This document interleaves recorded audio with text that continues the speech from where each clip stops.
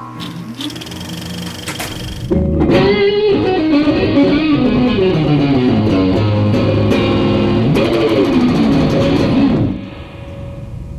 I'm Mark Cass, and this is Welcome to the D, your one-stop music show highlighting the working men and women in the music biz.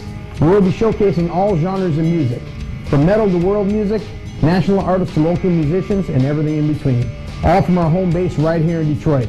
So sit back, relax, and welcome to the D. Welcome to the D!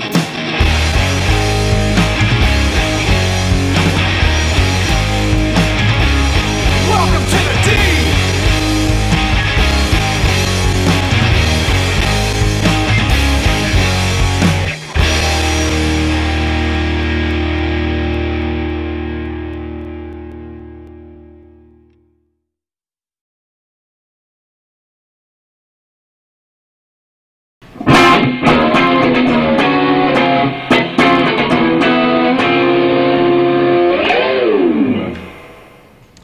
On this episode of Welcome to the D, we'll be interviewing Ken Haas from the Michigan-based Reverend Guitar Company, which builds unique, high-quality guitars that have attracted professional touring artists as well as enthusiasts. In the Prime Cut segment, we'll be highlighting the Deep Purple classic album Machine Head, which produced one of the most famous guitar riffs of all time, Smoke on the Water. First up, our interview with Ken Haas at the Reverend Guitar Company in Michigan, just outside of Detroit, which has gained national acclaim for its unique, musician-friendly guitars that really over-deliver in value.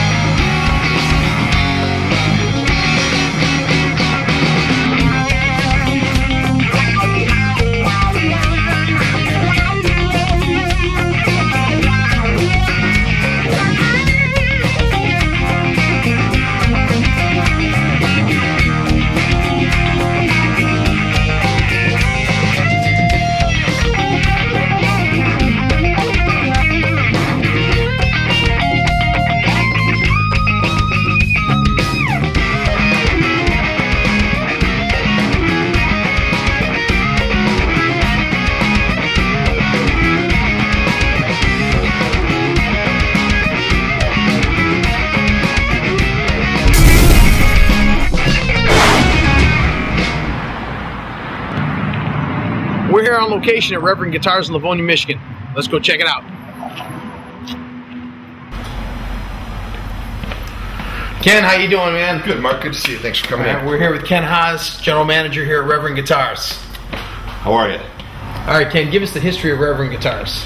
Wow, that's what you start with? Give us the history of Reverend Guitars. The whole spiel all at once. How much time do you guys have? A couple hours. All right. Reverend Guitars was founded by a gentleman named Joe Naylor. And Naylor's got a long history in the music gear field. He got into guitar heavy when he was in college, and he was going to school for engineering. And when he started working with the guitars, he just couldn't stop thinking about ways to make them better, because that's the way the guy's mind works.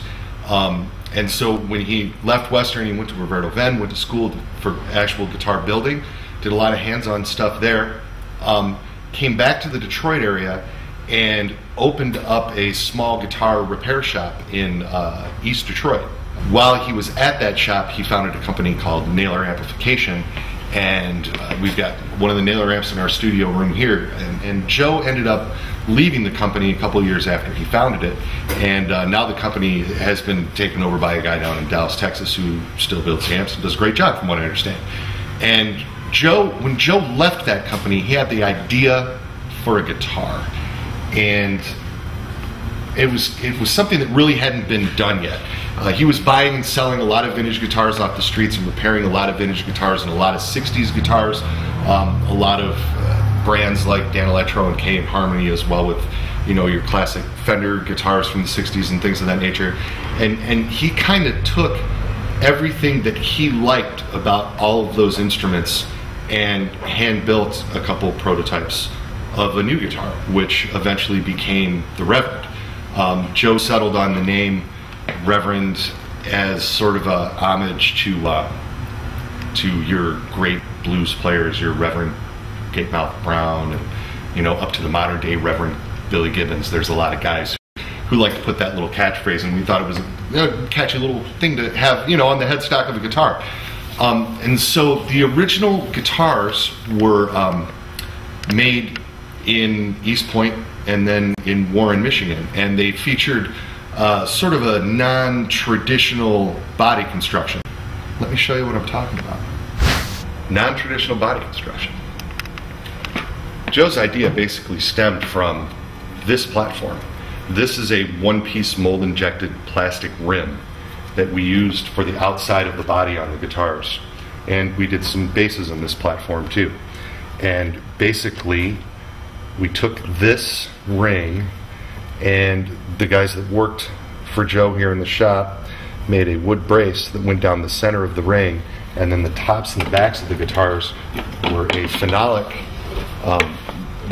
basically countertop type material. I mean, this material is 90% wood, but one of the really neat things about it was we weren't limited to just plain looking colored countertop type material. We could get into these faux woods, like this is like a faux red mahogany, and we could get into a lot of metal top guitars, chrome guitars that had bead blasted flames and voodoo skulls, and it was really kind of a neat idea.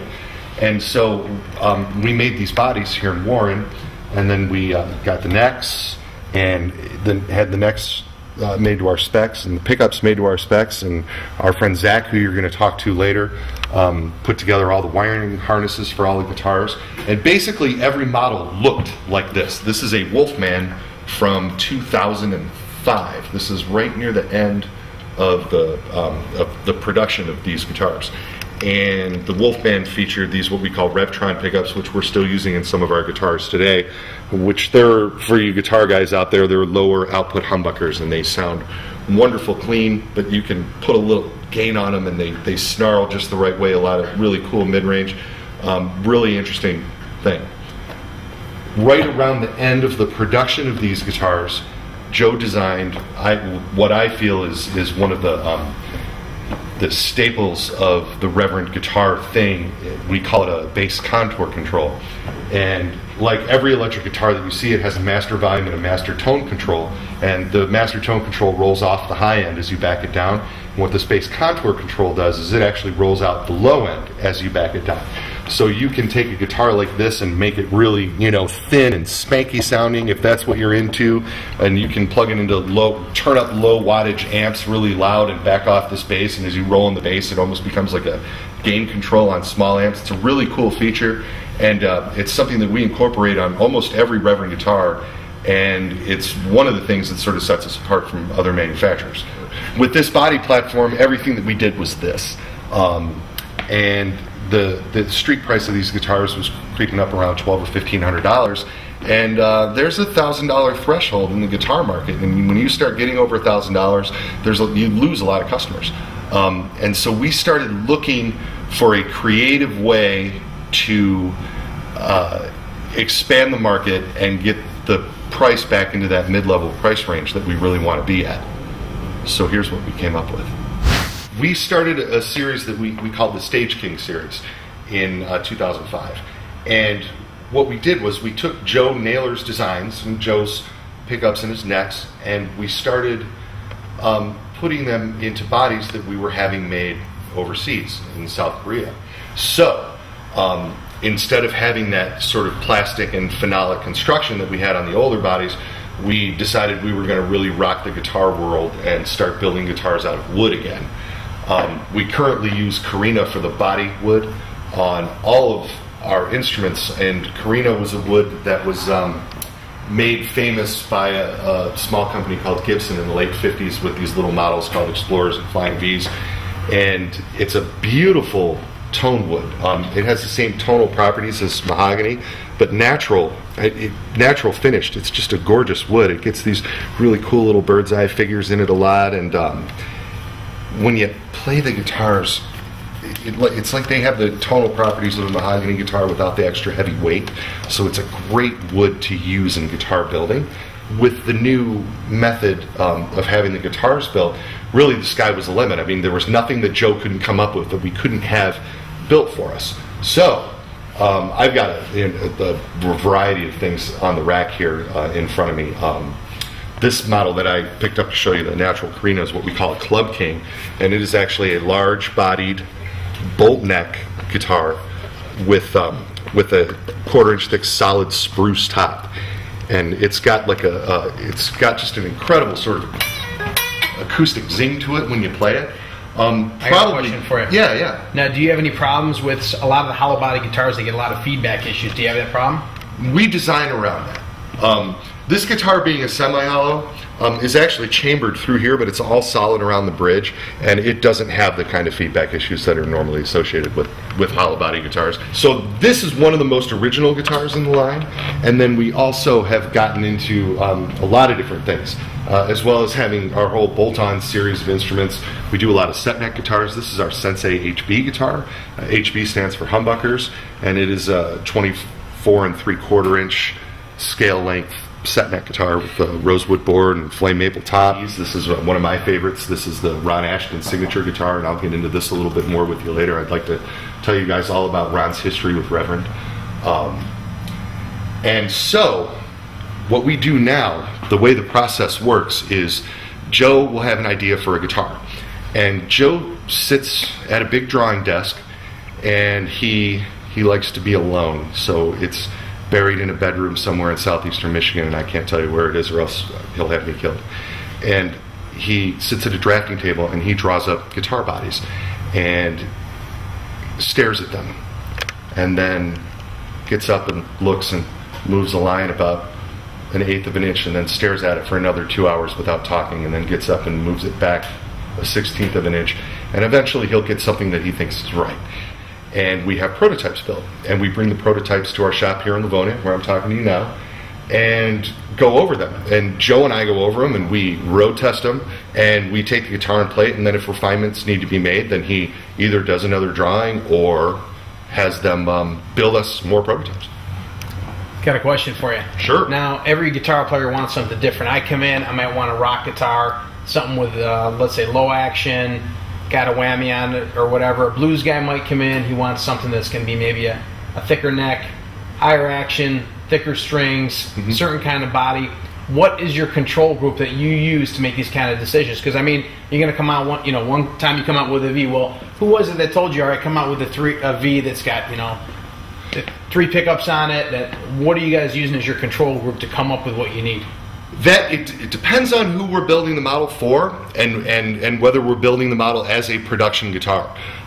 You brought up the V in particular, the one that's right here. This is a signature guitar that we make for a gentleman named Ron Asheton. Ron was one of the founding members of the Stooges, and played with Iggy and the Stooges through the early 70s. Left the band when Iggy left to go on and do other things. And then the Stooges reunited in the early 2000s and started doing a lot of shows again. And Ron was a big fan of Joe's Naylor amplifiers and had a bunch of them. And then because of that, Ron started playing some of the original Reverend guitars.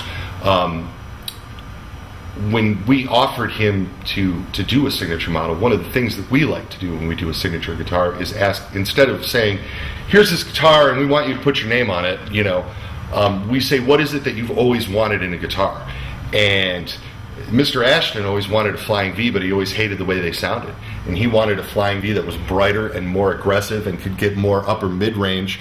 That he wanted a Flying V that basically sounded like a bolt-on guitar. And so Naylor's idea was to put three P90s and a 5-way switch into an RV, and that way Ron could get the sound that he was looking for out of that instrument. So that was specifically made for him.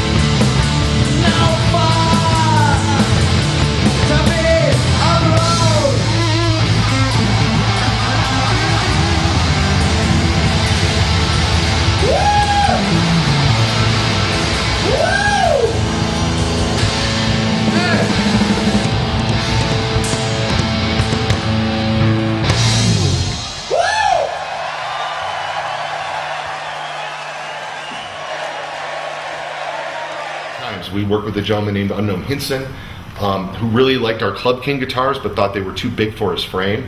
And so when we came time to do a signature model for Mr. Hinson, we actually shrunk the size of the Club King guitar down by 3/8 of an inch on the body and made the whole thing a little smaller and a little more compact and put a shorter scale neck on it so that it would be the guitar that Mr. Hinson wanted to play.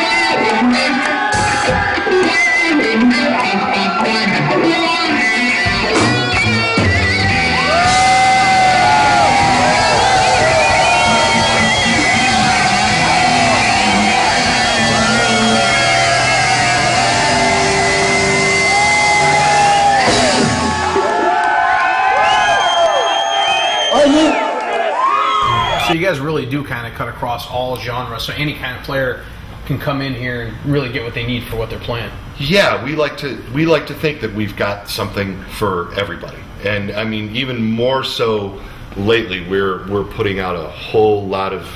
I mean, we're constantly bringing out new models.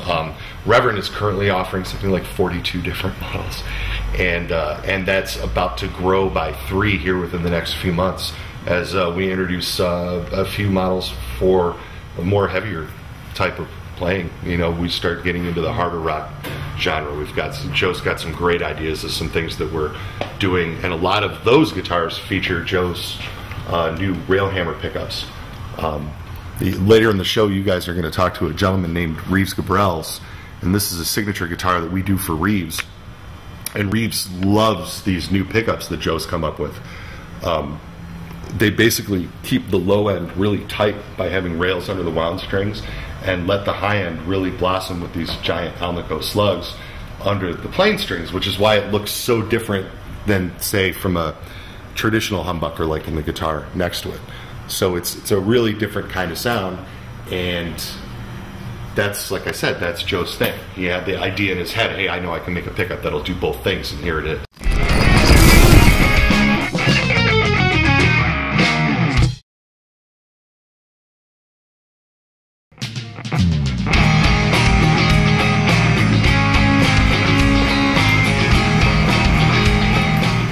All right, we're here with Zach Green, head guitar tech here at Reverend Guitars. How you doing today, Zach? Pretty good. Good. So, give us a little rundown on what you do here at Reverend. I'm the guy who basically goes over it and sets it up to where it plays in tune and doesn't fight you when you're playing it, and it feels good when you're playing it. So I'm the guy that actually makes it play like an instrument rather than just be like, oh, it's a guitar. So you're setting up really to the player's preference. So right. Some guys want to have the higher action, maybe the blues guys like the heavier gauge strings, higher action. So you set that up and make sure that the bridge is not floating too far forward, that kind of thing. Right. I mean, we have a factory specs that we set everything up at. But if there's a customer that wants like something special, we do it, no problem whatsoever. Now you initial every guitar that you set up, right? Yep. Is there your initials on here? Nope, not yet. Not it's yet. Not set up yet. But no, that's basically just let everybody know that it's been gone over, that it's ready, ready to launch. Now, how many guitars have you set up? Well, I started working here back in 1999, and I think I came in at around the 630, 650 mark. I started setting them up right away, but since I was kind of like Joe was watching me and seeing what I can do. After I got done setting up a guitar, he would check it over, make sure everything was cool. And then right around, to be exact, actually though, 1,234 guitar, I started signing them, and then I've been signing them ever since. Now, Ken told me you got your name on about 14,000 guitars out there. Is that right? That sounds about right. Well, you spent some hours in the shop, huh? Yeah, that's a little worn mark on the floor. Now, I've dealt with some guitar techs before. It's interesting because some of the guitar techs, there's some players, let's say like Eric Johnson or whoever, even like a guy like me, I like the action super low on the guitar. Mm-hmm. Now, what drives a guitar tech nuts is when there's any buzzing going on at all. Right. So you get players like me that want the action super low and don't mind a little bit of buzz, but it drives the guitar tech insane. So how do you handle it when a guy comes in and says it to you? Well, I mean, people like you, that's easy. Like, you understand that, there's going to be a little buzzing, especially if you want the action slammed against the frets so much. But there's a lot of customers out there that want it super low and absolutely no buzz. So that's it's kind of difficult sometimes, because at that point, you got to bust out the fret level and start really making sure everything is within hundred thousandths of an inch or whatnot. Now, how much pride do you feel when you see a guy up on stage playing your guitar and I set that thing up for him? It's the best feeling in the world to actually see your stuff out there in the wild being used, especially by household names. I mean, it's the greatest feeling in the world to actually like, wow, I set the guitar up, Now, are all the parts on the guitar, are they all Reverend parts, or are there anything you use, like, let's say, some type of locking tuners that are... do you guys have those fabricated for you guys, or? Are they all Reverend parts? They're all Reverend parts, built to our specs. Every now and then, by request, we put like on a part that's like aftermarket or something by one of the other reputable companies. But it really depends on what the customer wants. If we do something special for them. But I mean, basically, our base model guitars are all Reverend parts and all designed to Joe Naylor's spec. What's the wildest request you had yet? The toughest you've had to fulfill as a tech? Put a guitar back together after a truck ran over it. How did you even do that? A lot of glue? A lot of glue, some metal rods, and a lot of time. Wow. Well, here you go. These are like the linemen in football. There's no great guitar player that's going to get out there and gig unless he's got the guitar set up right. Zach, thanks so much for being on the show. Thank you. Man. I totally appreciate it. Thank you. Once again, it's Zach Green, Guitar Tech here at Reverend Guitars. How you doing? It's Ken from Reverend Guitars, and I'm hanging out here at my shop today, and we're bringing in some guests to talk about some of the stuff that we do here. And Reverend made basses many years ago, between 98 and about 2002. We made a model called the Rumblefish bass, and it was fairly well received with studio musician guys, but it never really broke through into the mainstream, and so it was one of the models that Joe sort of decided to leave behind eventually. And as soon as you stop making something, of course, everybody wants some, which is like that's rule number 2 in the music gear industry. So in January of 2010, we brought back the bass line. And with the format that we're building basses in now, we weren't restricted to a single body style, so we could do a number of things that we thought were cool. This is my good friend Jason Bowes. Jason Bowes, say hello. Jason and I went to high school together, and we played in bands together for 15 or 16 years, and Jason still plays around town. Jason, Jeremy Porter and the Tucos? Jeremy Porter and the Tucos. Are you doing anything else at the moment? Not at the moment. He's One band man. Always first up time to something. 5 years. Jeremy's got a new record coming out? New record coming out later this fall, I guess. And you guys are in Ferndale and Detroit and Ann Arbor, and you do some of the casino stuff around the state, sure, and these guys get around all the time. So check out Jeremy Porter and the Tucos for sure. This is the Thundergun bass, and this happens to be the prototype Thundergun bass. It was the first bass that we serial numbered when we started getting into doing basses again, and Jason was in line for many, many years and was able to take home number 1. Jay, why don't you play some meaty, tasty bass licks? Sure. I play this pretty regularly out and about bars. One of the features I really do like on it is the pickup blend knob, so I can get the bridge and split pickup. So just some cool stuff like.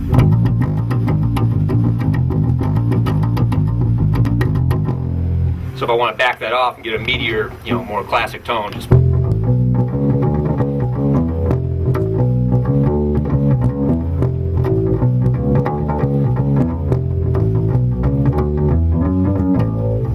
Or I can roll it all the way back to the bridge pickup and just get some really nice.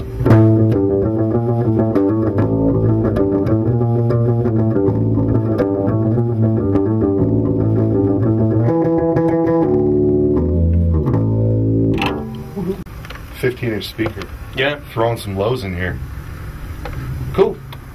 Thanks for coming in, bud. No problem. Much obliged. Show them the back. Show them how pretty. I believe we have a Zach setup signature up there, Tom. Mr. Green, who we've spoken to today, initials the backs of all the guitars, and he's done working on them, making sure they're perfect and ready to go. The basses all have a 5-piece. This particular bass is walnut and Carina neck, because the body is solid Carina. On the bolt-on basses, it's walnut and maple, which is a fairly traditional thing, but this is, this is the heavy rock bass, as you could hear. Thanks for coming in, man. How you doing, everybody? This is my good friend Jackson Smith. How you doing, Ken? It's good to see you, man. Thanks for coming in today and helping us out on this thing. Jackson is a fairly well-known Detroit musician who is in a club, I don't know, maybe got to be 5 nights a week. And yeah, pretty often. Between Amy Gore and Orbitsons and Orbitsons and Jennifer Westwood and the Waycross, Georgia Farm Boys. And we're actually going to play with them after this. So. Nice.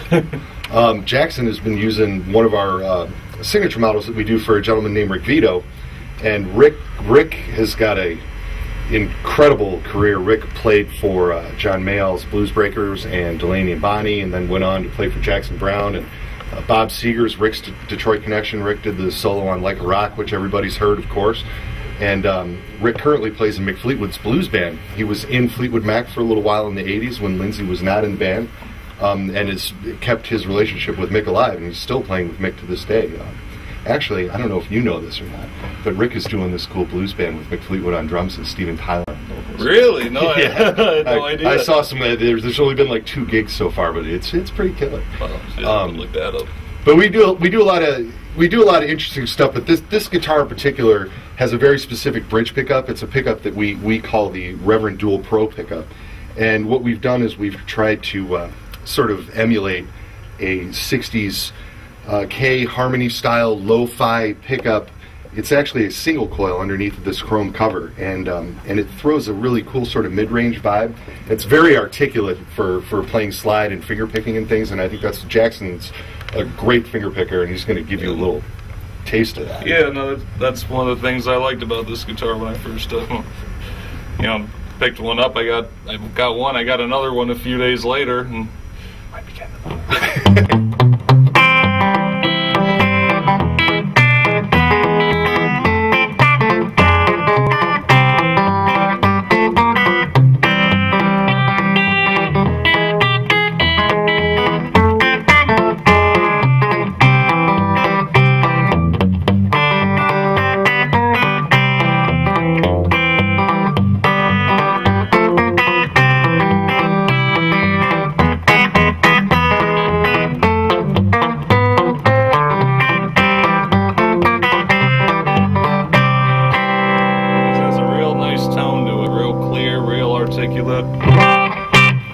pretty sounding, and then you got this nice P90 up front, a little thicker tone, you know.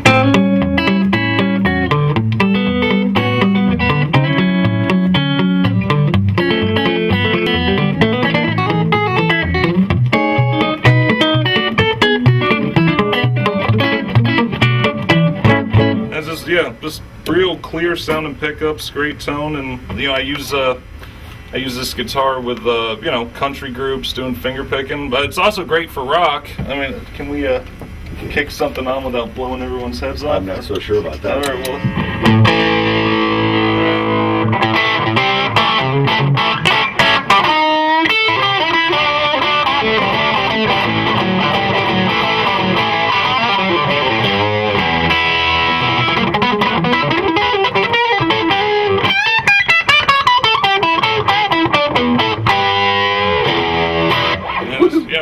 It's great sounding. Yeah, it's a great guitar. I think I'd be remiss if I didn't ask you for just a little taste of the Star Wars Cantina song. Oh, yeah. Why not? Why don't we do that? So, hopefully you've seen catch Star him Wars. out of the blue. Like, I didn't know I was going to do that.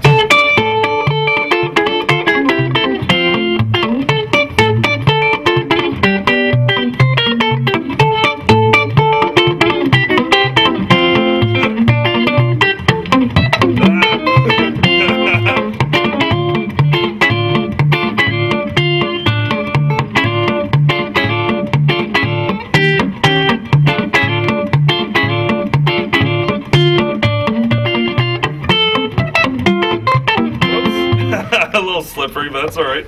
No charge for mistakes. And that's why I don't play in front of cameras. Thanks for coming in, man. Oh, I really my appreciate pleasure. it. Yep, you bet. Thank you. Check them out. Check them out in the local bar scene, man. Get out and support local music and support music from the D. Absolutely. Hey, I'm Ken from Welcome to the D, and I'm hanging out here with Mark Casa.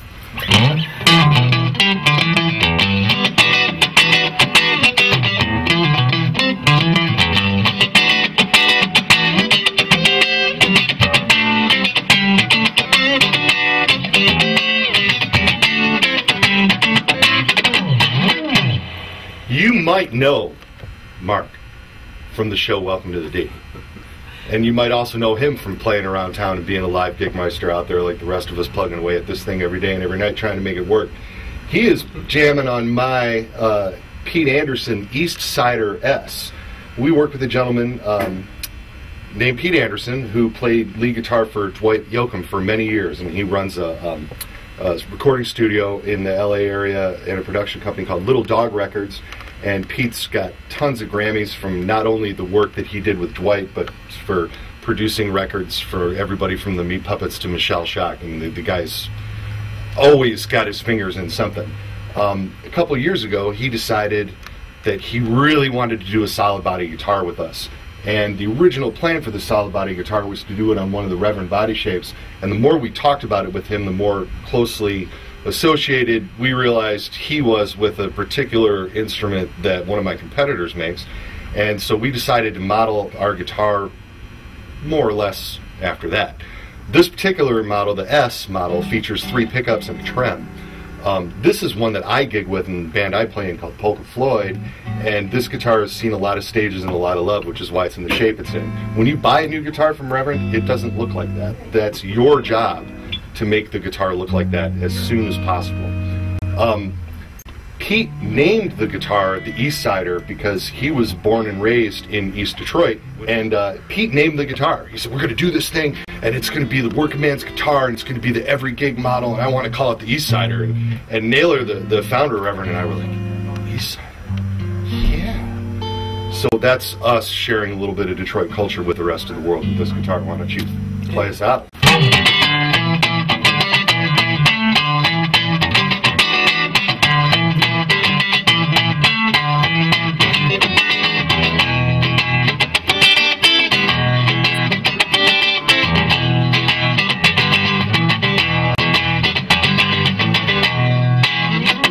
Ken, what's special about this guitar right here?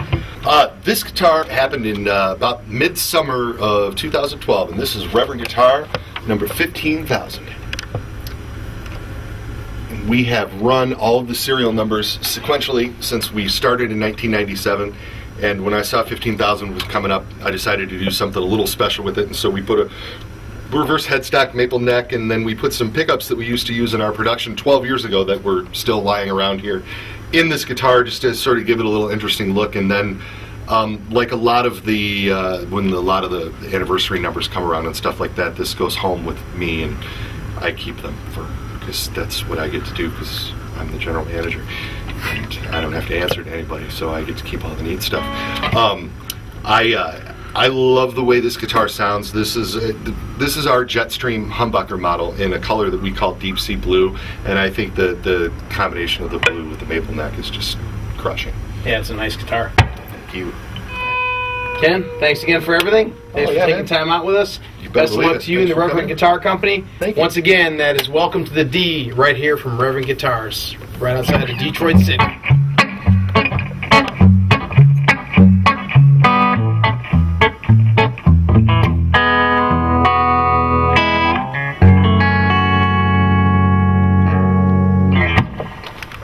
In today's Prime Cut segment, we're featuring the Deep Purple classic album Machine Head.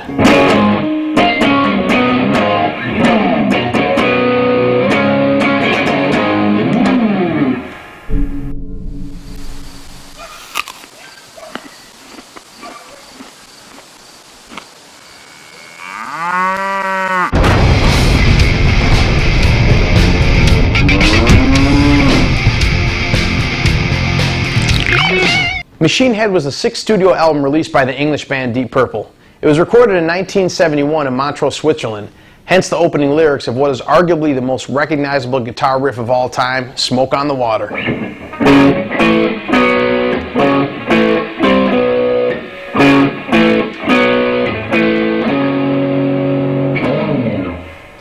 What people don't know is that when bass player Roger Glover named the song Smoke on the Water, it was originally intended as a drug song, but in the end, Glover and singer Ian Gillan changed their minds and decided to make the lyrics about their experience in Switzerland, witnessing the burning of the Montreux Casino. 2 other great tracks that are my personal favorites from the album were the high-energy hits Highway Star and Space Truckin'. The album reached #1 in the UK charts and #7 in the US, while remaining on the Billboard Top 200 for 118 weeks. That's Deep Purple's Machine Head.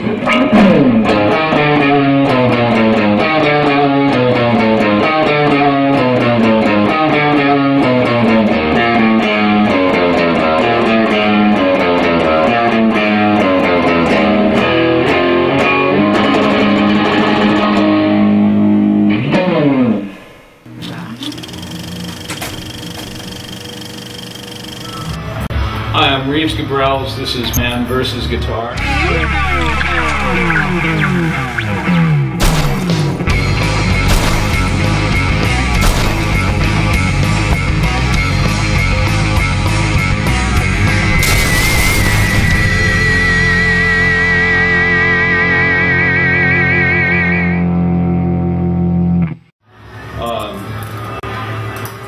I don't actually see it as verses. It's sort of like in commiseration. But this is my signature model guitar that Reverend makes for me. This one is slightly modified in that I have a sustainer pickup in it, modified from the stock one. Though you can bug Ken at Reverend, and they will mod it for you. But basically, this is an off-the-rack Reeves Gabrels model. Rail hammer pickup, rail hammer chisel, phasing switch, which throws the pickups out of phase when I use them both together. Sustainer pickup in the neck on this one. Normally, my signature model has a humbucker here. These two switches control the Sustainiac system.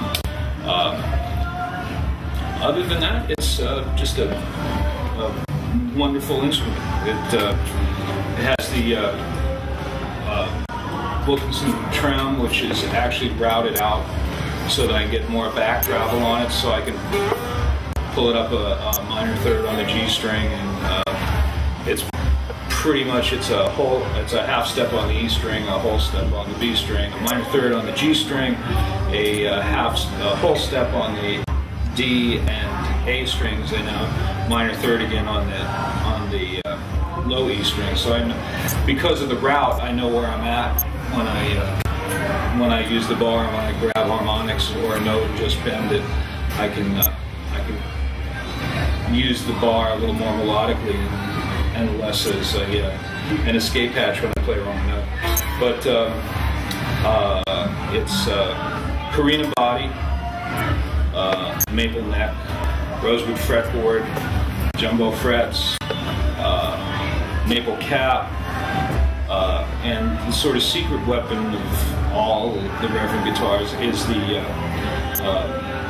bass roll-off, which lets me take a humbucking pickup and dial.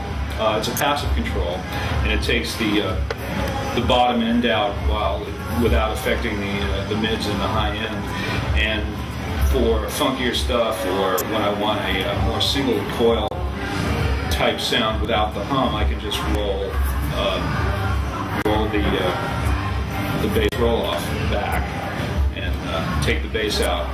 Plus, there's a reverse capacitor on the volume control, which on a lot of humbucking guitars they'll get muddy when you roll them back, but that keeps them bright. And one of the things I find I can do between the volume control and the bass roll-off is get almost like an old, with the rail hammer chisel, I can get something that sounds almost Gretsch Filtertron-like. And the tuning machines are locking tuning machines, so there's absolutely no need for a locking nut like you see on a Floyd Rose, or at least I haven't found a need for it. And no fine tuners like you'd have on a Floyd Rose, none of the cumbersome metal work, and it's light, and it sounds great. And I told him to say that. I was waiting for you to contradict me, actually. Or say, no, we won't put that sustainer in your guitar. I will always put the sustainer. That wraps up this episode of Welcome to the D. If you'd like to send us a note or follow us online, you can go to meatv-radio.com, or you can email me directly at mark@slightreturn.com. Once again, I'm Mark Casa, and thanks for watching Welcome to the D.